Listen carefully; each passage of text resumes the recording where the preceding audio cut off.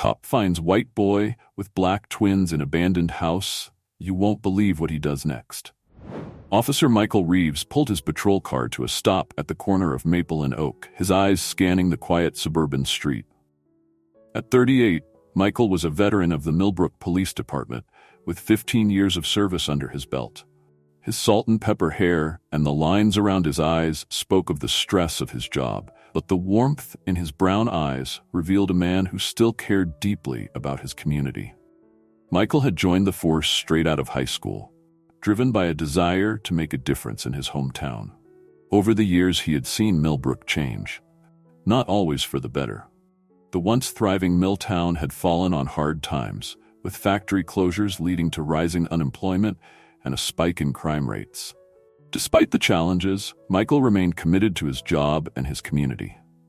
Off-duty, Michael was a devoted single father to his 10-year-old daughter, Lily. His wife, Sarah, had passed away 5 years ago after a brief battle with cancer, leaving Michael to navigate the challenges of single parenthood while balancing the demands of his job. It wasn't easy, but the love for his daughter gave him strength and purpose. As he sat in his patrol car, Michael's mind wandered to the call he had just received from dispatch. A neighbor had reported unusual activity at the old Johnson house, a property that had been vacant for months. With the recent uptick in squatters and drug activity in abandoned properties, Michael knew he needed to check it out. He stepped out of his car, adjusting his utility belt as he approached the dilapidated two-story house. The peeling paint and overgrown lawn were a stark contrast to the well-maintained homes that surrounded it. As he walked up the cracked driveway, Michael couldn't shake the feeling that this call was going to be different from the routine checks he was used to. Little did Michael know that what he was about to discover in that abandoned house would challenge everything he thought he knew about his community, his job, and even himself. The events that were about to unfold would test his compassion, his integrity, and his understanding of family and responsibility. As he reached for the tarnished doorknob, Michael took a deep breath, steeling himself for whatever he might find inside. He had no way of knowing that opening this door would set in motion a chain of events that would change his life forever and force him to confront issues of race, justice, and the true meaning of family in ways he never expected. Michael turned the doorknob, surprised to find it unlocked. The door creaked open, revealing a dimly lit interior.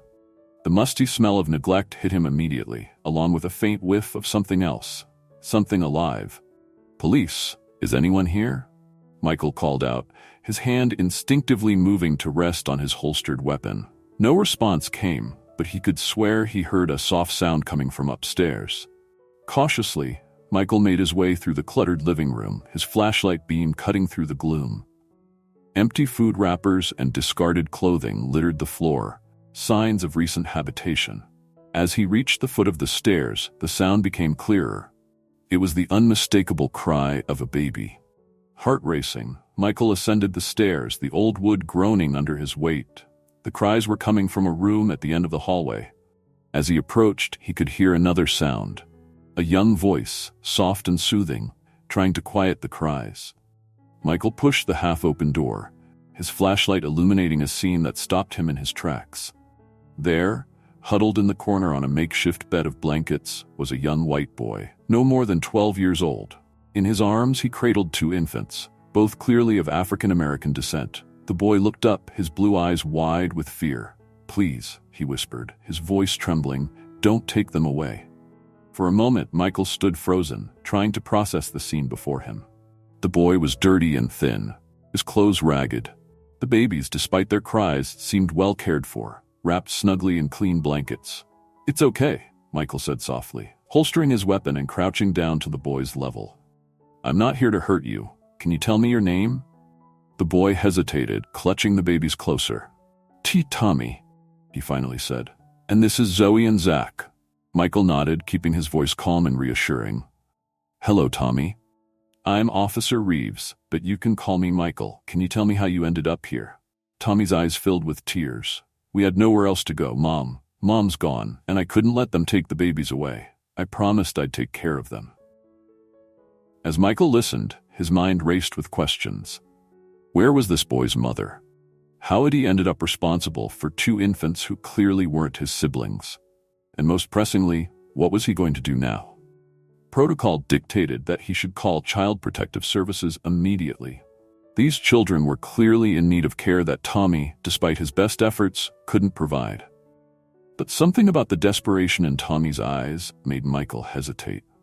"Tommy," Michael said gently, "I want to help you, but I need to understand what's going on. Are you hungry? When was the last time you ate?" Tommy shrugged, his focus on trying to soothe one of the fussing infants. "I'm okay. I found some cans in the kitchen, but we're almost out of formula for Zoe and Zach." Michael's heart clenched. This boy had been sacrificing his own needs to care for these babies. Whatever their story was, it was clear that Tommy felt a deep responsibility towards them. "All right, here's what we're going to do," Michael said, making a split-second decision. "I'm going to go get some supplies, food for you, formula for the babies.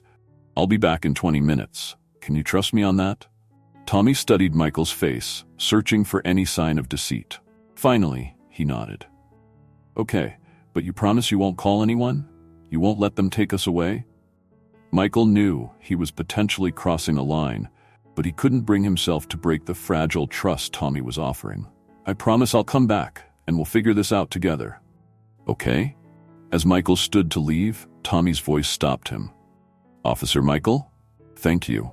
Driving to the nearest 24-hour store, Michael's mind was in turmoil. He was violating procedure by not immediately reporting the situation. But his instincts told him there was more to this story, and that rushing to involve the system might do more harm than good. As he filled his cart with supplies, Michael couldn't shake the image of Tommy cradling those babies. Whatever had brought them to this point, it was clear that they were a family, unconventional as it might be, and Michael was determined to understand their story before making any decisions that would affect their future. Little did he know, his decision to help these children would set in motion a series of events that would challenge everything he thought he knew about family, duty, and the true meaning of justice. True to his word, Michael returned to the abandoned house 20 minutes later, arms laden with supplies. As he entered the upstairs room, he found Tommy exactly where he had left him, but the boy's posture had relaxed slightly. "I brought food, formula, and some other essentials," Michael said. Setting the bags down, he watched as Tommy expertly prepared bottles for the twins, noting the practiced ease of his movements. As they sat together, Tommy slowly eating a sandwich while Michael held one of the babies, the boy began to open up. The story that unfolded left Michael stunned. Tommy's mother, Lisa, had been a nurse at Millbrook General Hospital. 6 months ago, she had befriended Aisha, a pregnant woman who had come in for regular checkups. Aisha was alone, her husband having been deported back to Nigeria due to a visa issue just months into her pregnancy. When Aisha went into labor prematurely, Lisa had been there to support her.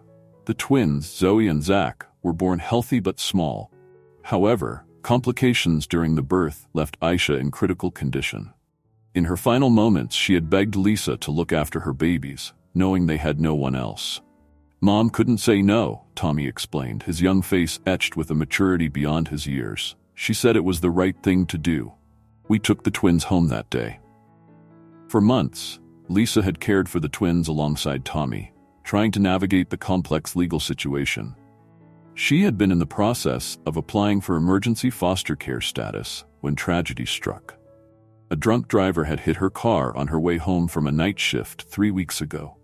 She didn't survive the crash. The social worker came to the house, Tommy continued, his voice barely above a whisper.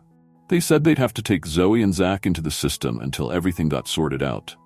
But I knew they'd be separated. Mom always said how hard it was to place twins together, especially," he trailed off, but Michael understood the unspoken words, "especially black twins."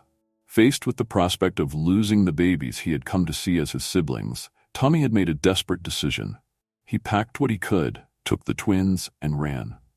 "I promised Mom I'd keep them safe," Tommy said, tears streaming down his face. "I promised Aisha too, even though I never met her. They're my family now.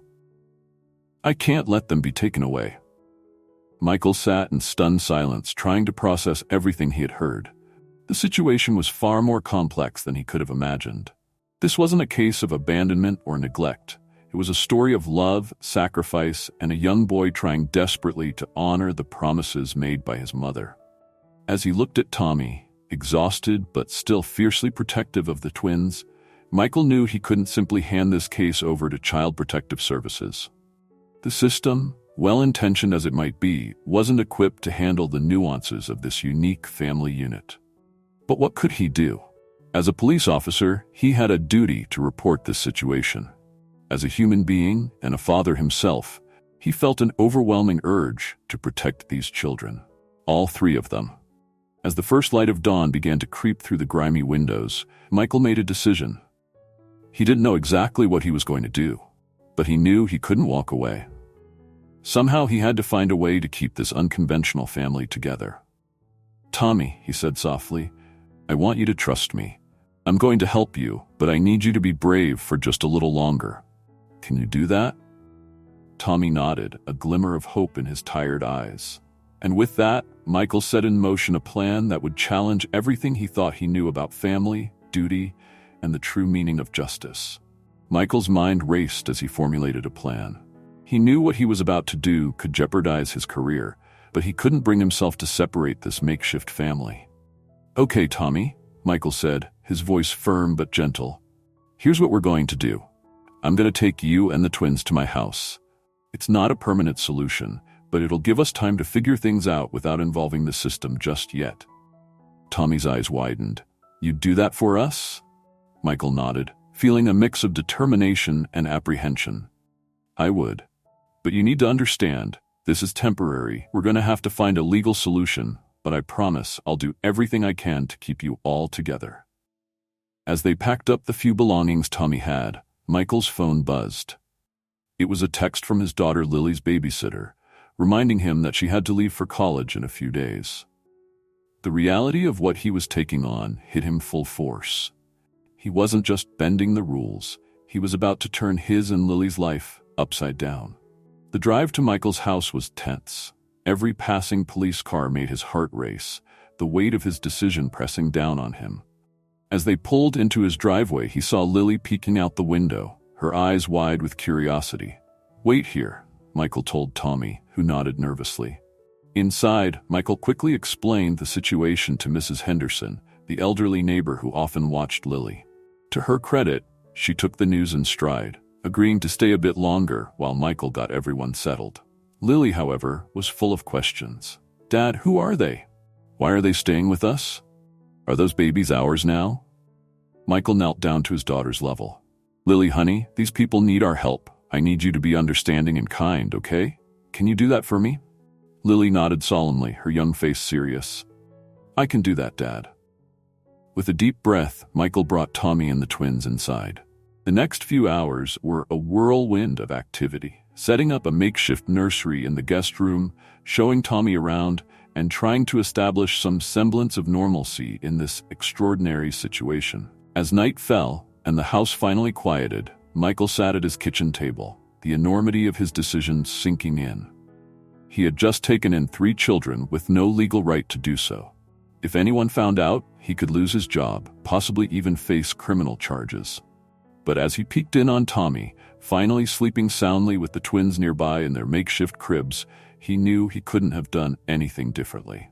These children needed him, and he was determined to help them. The next few days were a blur of sleepless nights, diaper changes, and constant vigilance. Michael called in sick to work, claiming a family emergency. It wasn't entirely a lie, he reasoned, though the guilt of his deception weighed heavily on him. Lily, to her credit, rose to the occasion admirably. She took to Tommy like a little sister, showing him her toys and books, and even helping with the twins when she could. Watching them together, Michael felt a glimmer of hope. Perhaps this crazy situation could work out after all. But reality had a way of intruding on even the most well-intentioned plans. On the 4th day, as Michael was preparing bottles for the twins, there was a knock at the door. His heart nearly stopped when he saw who it was, Captain Rodriguez, his superior officer. "Reeves," the captain said, his face unreadable. "Mind if I come in? We need to talk." Michael's mind raced. Had someone seen him bringing the children home? Had Tommy been reported missing? As he let the captain in, he frantically tried to think of an explanation that wouldn't sound completely insane. But before he could speak, the sound of a baby crying filled the air. Captain Rodriguez's eyebrows shot up. "Michael, what's going on here?" In that moment, Michael knew he had a choice to make. He could try to lie, to cover up what he had done, or he could tell the truth and face the consequences, whatever they might be. Taking a deep breath, Michael decided on honesty. "Sir, I can explain everything, but I need you to hear me out completely before you make any decisions." As Michael recounted the events of the past few days, he could see a range of emotions crossing the captain's face. Shock, disbelief, and finally, a grudging understanding. When he finished, the captain was silent for a long moment. "You know you've put me in an impossible position, Reeves," he finally said.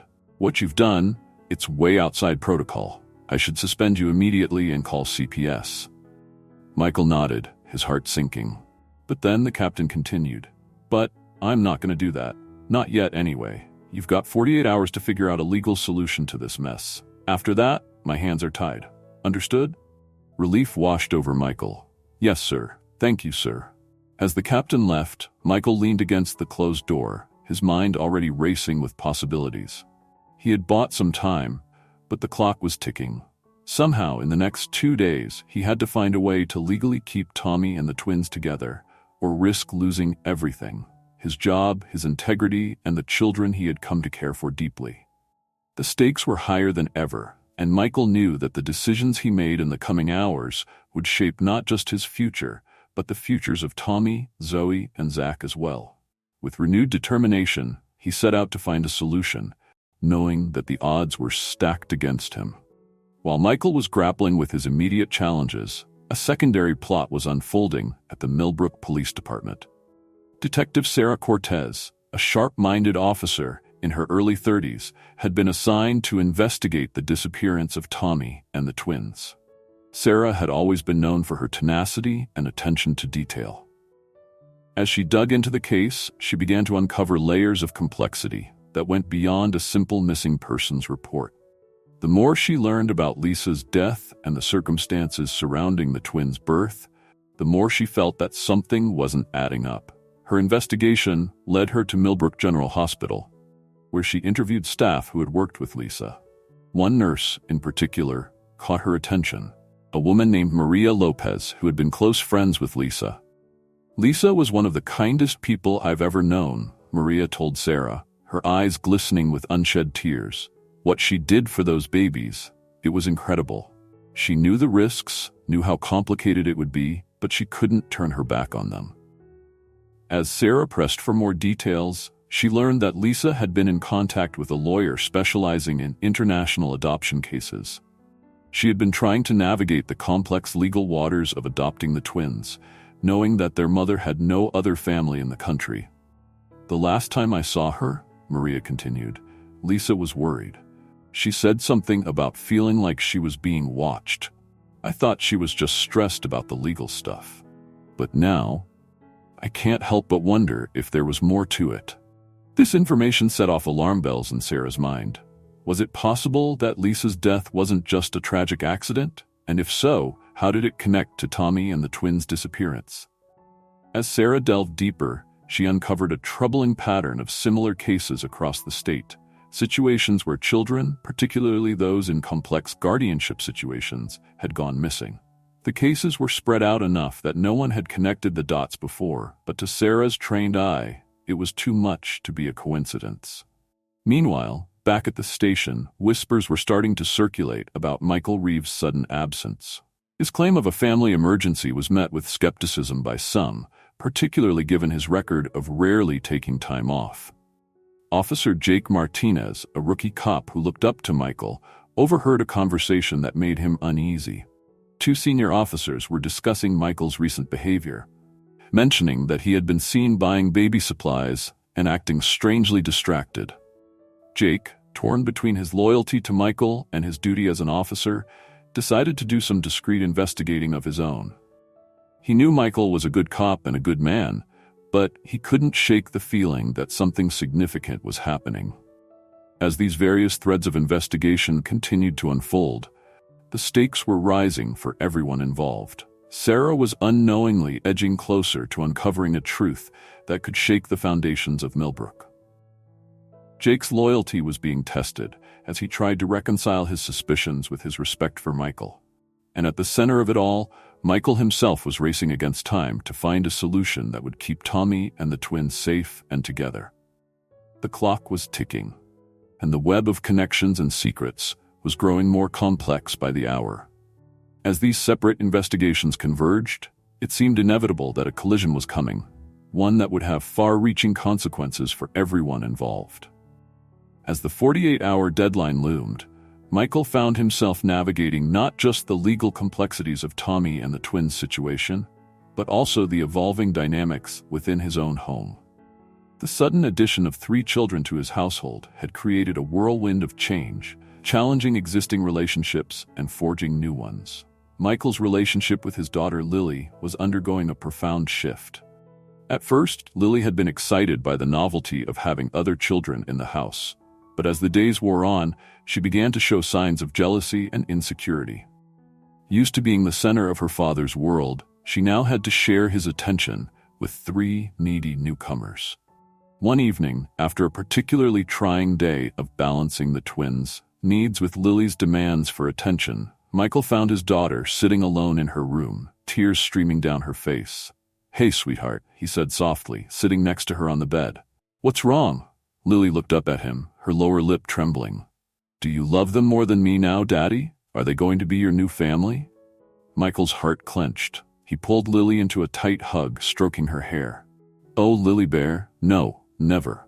You are my daughter, my heart. Nothing and no one could ever change that. Tommy and the twins need our help right now, but that doesn't mean I love you any less. In fact, I love you even more for being such a big help with them." As they talked, Michael realized he needed to make a conscious effort to ensure Lily felt secure in her place in his life, even as he worked to help Tommy and the twins. He promised her special daddy-daughter time each day, no matter how hectic things got. Meanwhile, Michael's relationship with Tommy was evolving in unexpected ways. Initially wary and defensive, Tommy had begun to open up, revealing a sensitive and intelligent boy beneath the tough exterior. Late one night, as they sat together watching over the sleeping twins, Tommy confided in Michael. "I'm scared," he admitted, his voice barely above a whisper. "What if we can't stay together? What if I let Mom down? What if I can't be what Zoe and Zach need?" Michael put a comforting arm around the boy's shoulders. "Tommy, listen to me. What you've done for these babies is incredible. Your mom would be so proud of you. And no matter what happens, I promise you won't have to face it alone. We're in this together now, okay?" Tommy nodded, leaning into Michael's embrace. In that moment, Michael felt a surge of protectiveness and affection for this brave young boy who had shouldered so much responsibility. The twins, too, were becoming an integral part of the household. Michael found himself marveling at their resilience, at the way they seemed to thrive despite the upheaval in their young lives. He caught himself singing lullabies in the middle of the night, changing diapers with increasing proficiency, and feeling a swell of pride at each tiny milestone. One afternoon, as he cradled Zach while feeding him a bottle, Michael was struck by a powerful realization. These children, Tommy, Zoe, and Zach, had become more than just a case to him. They had become family. This realization brought both joy and fear. Joy at the love he felt for these children, and fear at the thought of losing them. The deadline was fast approaching, and Michael knew that the bonds they were forming could be severed at any moment. As he worked tirelessly to find a legal solution, making countless phone calls and poring over adoption laws, Michael was also acutely aware of the growing attachments within his home. Lily had taken to reading bedtime stories to the twins, her initial jealousy giving way to a fierce protectiveness. Tommy was opening up more, sharing stories about his mother and his life before, allowing himself to be a child again under Michael's care. These evolving relationships added an extra layer of urgency to Michael's quest. He wasn't just fighting for Tommy and the twins anymore. He was fighting for this new family unit that had formed so unexpectedly. As the clock ticked down, Michael felt the weight of these newfound relationships bearing down on him. He knew that whatever solution he found would have to account for not just the legal complexities, but also the emotional bonds that had formed. The stakes had never been higher, and Michael was more determined than ever to find a way to keep this unconventional family together. The 48-hour deadline was mere hours away when Michael received a call that would change everything. It was Sarah Cortez, the detective investigating Tommy and the twins' disappearance. "Officer Reeves," she said, her voice tense, "I need to speak with you immediately. It's about the missing children case." Michael's heart raced. Had she discovered his involvement? Was this the end of everything he'd been fighting for? With a steady voice that belied his inner turmoil, he agreed to meet her at a nearby park in 30 minutes. After arranging for Mrs. Henderson to watch the children, Michael drove to the meeting point, his mind a whirlwind of worst-case scenarios. As he approached the park bench where Detective Cortez was waiting, he steeled himself for what was to come. "Detective," he greeted her, trying to keep his voice neutral. Sarah looked up, her face grave. "Officer Reeves, I'm going to cut to the chase. I know you have the children." Michael felt the world tilt beneath him, but before he could respond, Sarah held up a hand. "Before you say anything, you need to hear me out. This case is much bigger than you realize. Those children are in danger, and not just from the system." Over the next few minutes, Sarah laid out what she had uncovered: the pattern of missing children, the suspicious circumstances surrounding Lisa's death, and most alarmingly, evidence of a trafficking ring that targeted vulnerable children in complex guardianship situations. "We believe Lisa stumbled onto this operation," Sarah explained. "Her death was no accident. And now, they're after the twins. Tommy is collateral damage to them." Michael's mind reeled as he processed this information. "But why tell me this? Why not bring me in?" Sarah's eyes met his, her gaze intense. "Because I need your help, Michael. We're close to cracking this case wide open. But we need more time, and we need those kids safe." As the full implications of Sarah's words sank in, Michael realized they were standing on the precipice of something much larger than he had imagined. This wasn't just about keeping a family together anymore. It was about bringing down a criminal operation that had been preying on vulnerable children. "What do you need me to do?" Michael asked, his decision made. "Keep them hidden," Sarah replied. "Just for a little while longer. We're coordinating with federal authorities to plan a takedown, but if they get wind that we're onto them, they might run, or worse." Just then, Michael's phone buzzed. It was a text from Tommy. "Man outside the house. Don't recognize him. Looks scary." Michael's blood ran cold. He showed the message to Sarah, whose face paled. "They've found them," she whispered. "We need to move now." Without another word, they sprinted to their respective vehicles. Michael's mind raced as he sped towards his home, lights flashing but siren off to avoid tipping off the intruder. He called Mrs. Henderson, instructing her to take the children to the basement and lock the door. As Michael screeched to a halt outside his house, he saw a black SUV parked across the street. A man in a dark suit was approaching his front door. Drawing his weapon, Michael moved swiftly and silently. "Police! Freeze!" he shouted, just as the man reached for the doorknob. The intruder spun around, revealing a gun of his own. In a split second, chaos erupted. Shots were fired, glass shattered, and Michael found himself in a life-or-death struggle to protect the children he'd come to love as his own. Inside, Tommy huddled in the basement with Lily and the twins, trying to keep them quiet as the sounds of the confrontation filtered through the house. His heart pounded in his chest, fear for their safety warring with concern for Michael. The firefight seemed to last an eternity, but in reality, it was over in minutes. Sarah arrived with backup, and the intruder was quickly overwhelmed and apprehended. As the dust settled, Michael rushed into the house, calling out for the children. "We're okay." Tommy's voice came from the basement. "Everyone's okay." As Michael embraced the children, relief washing over him, he knew that this was far from over. The threat had been neutralized for now, but the larger danger still loomed. And now, with his involvement exposed, Michael faced an uncertain future, both personally and professionally. But looking at the faces of Tommy, Lily, and the twins, Michael knew one thing for certain. He would do whatever it took to keep them safe and together. The climactic confrontation had only strengthened his resolve. The real battle was just beginning. In the aftermath of the shootout, Michael's house became a flurry of activity. Police officers secured the scene, detectives interviewed witnesses, and child services were notified. Michael found himself at the center of a storm, trying to balance his duty as a police officer with his commitment to the children. Captain Rodriguez arrived on the scene, his face a mask of barely contained fury and concern. "Reeves, my office, now," he barked, leaving no room for argument. As Michael prepared to leave, Tommy grabbed his arm, panic in his eyes. "You're coming back, right? They won't take us away?" Michael knelt down, looking Tommy in the eye. "I promise you, I'm doing everything I can to keep you all together and safe. Trust me, okay?" With a heavy heart, Michael followed his captain to the station. The ride was tense and silent, the weight of the impending confrontation hanging between them. Once in the captain's office, Rodriguez didn't mince words. "Do you have any idea what kind of mess you've created, Reeves? Harboring missing children, engaging in a shootout in a residential area. I ought to have your badge for this." Michael took a deep breath.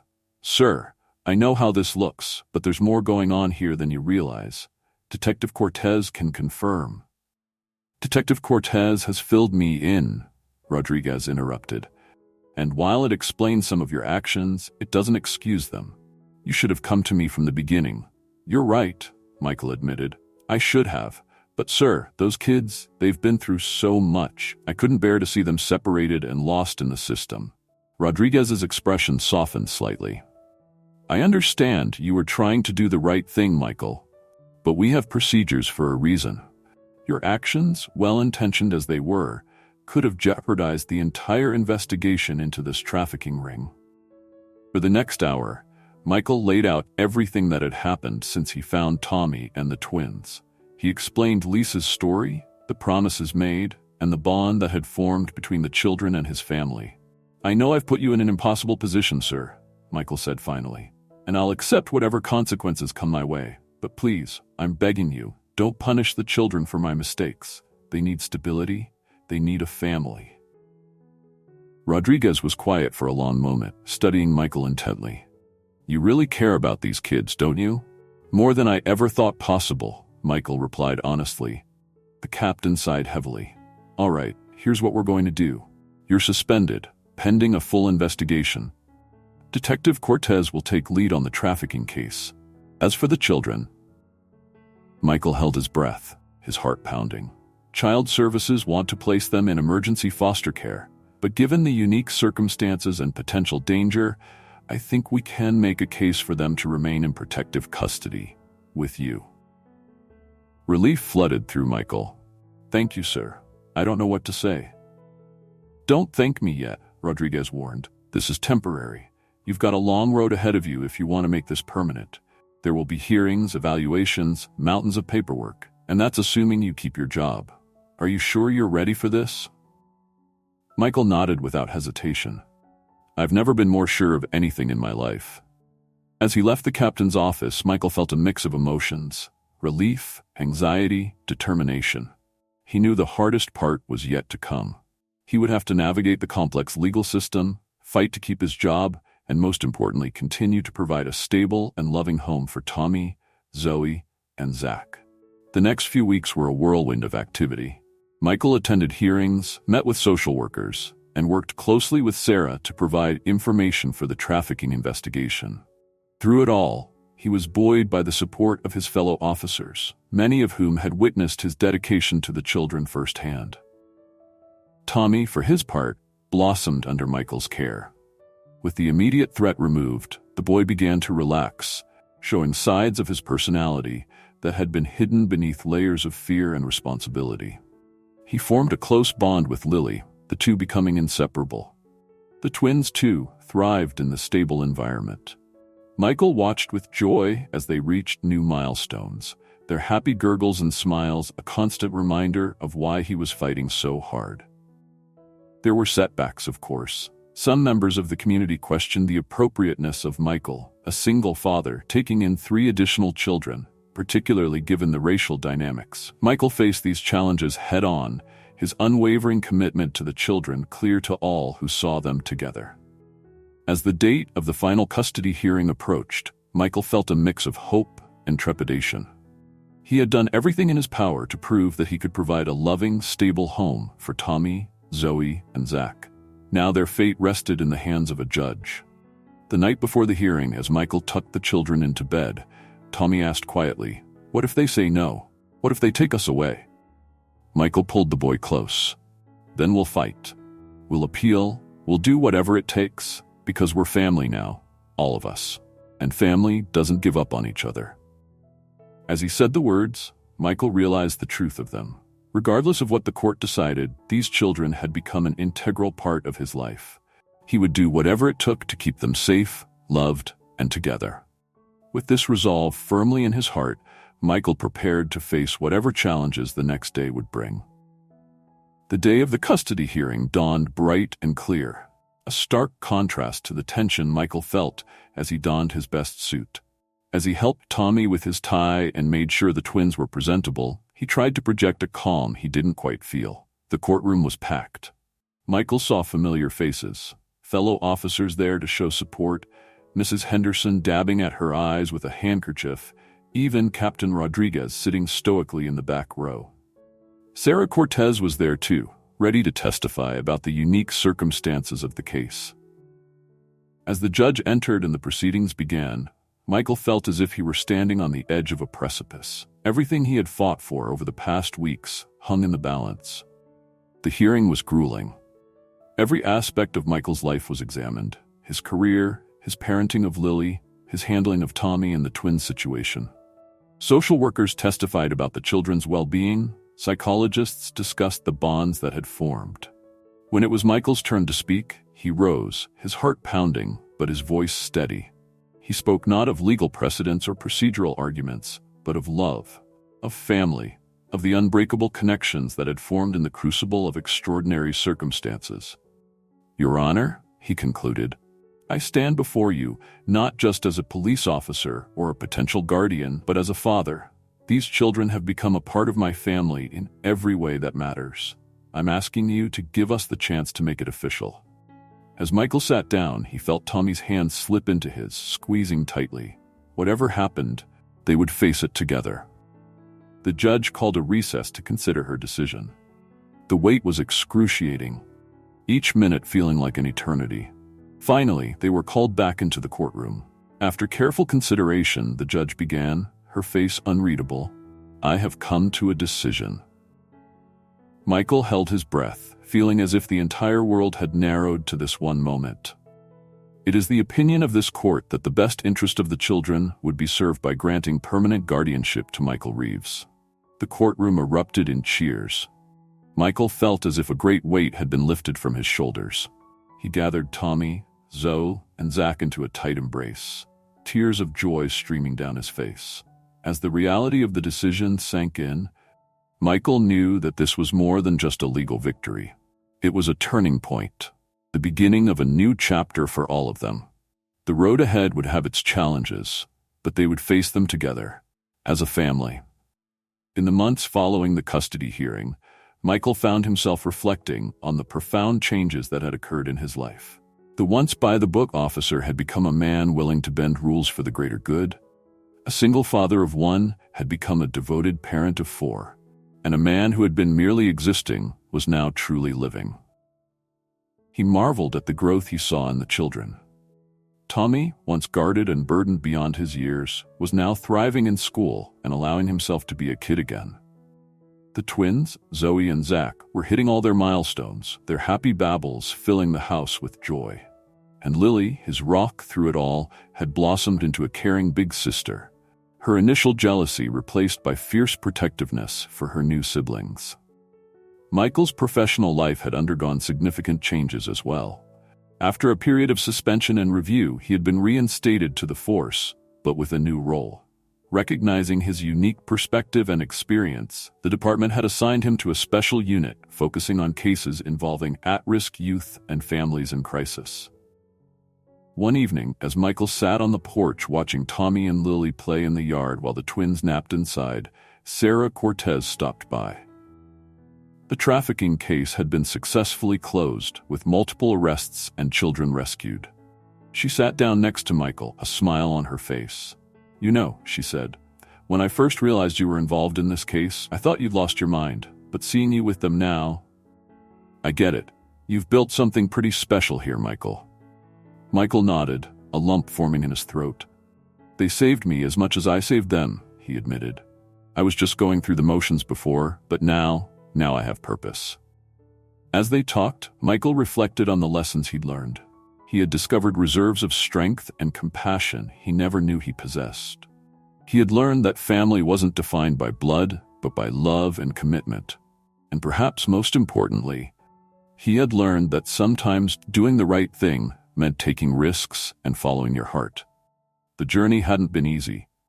There were still nights when Tommy woke up from nightmares, calling out for his mother. There were moments when the twins' different racial background drew curious or sometimes unkind looks from strangers. And there were times when Michael doubted his ability to be everything these children needed. But with each challenge, the family grew stronger.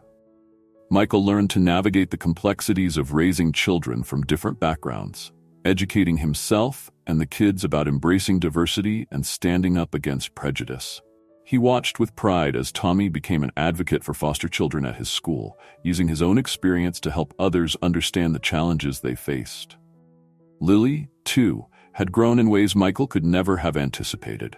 She had become a bridge between their old life and the new, helping Tommy feel like a true part of the family and doting on the twins with a maturity beyond her years. As for Michael himself, he found that his experience had fundamentally changed his approach to his work. He became known in the department for his empathy and ability to connect with troubled youth. His new unit had made significant strides in improving outcomes for at-risk families in Millbrook. "You know," Michael said to Sarah, his eyes still on the playing children, "a year ago, if you had told me this is where I'd be, I would have said you were crazy. But now, I can't imagine my life any other way." Sarah nodded, understanding in her eyes. Life has a funny way of giving us exactly what we need, even if we don't recognize it at first. As the sun began to set, casting a warm glow over the yard, Michael felt a deep sense of contentment. The journey had been difficult, filled with uncertainty and fear, but it had led him to this moment, to a family bound not by blood, but by love, understanding, and shared experiences. He knew there would be more challenges ahead. The world wasn't always kind to unconventional families like theirs.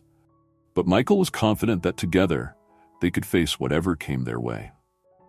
As Lily and Tommy ran up to the porch, breathless and laughing, Michael pulled them both into a hug.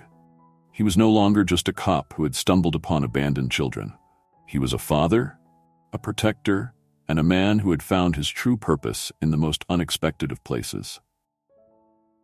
5 years after that fateful night when Michael found Tommy and the twins, the Reeves family gathered in their backyard for a celebration.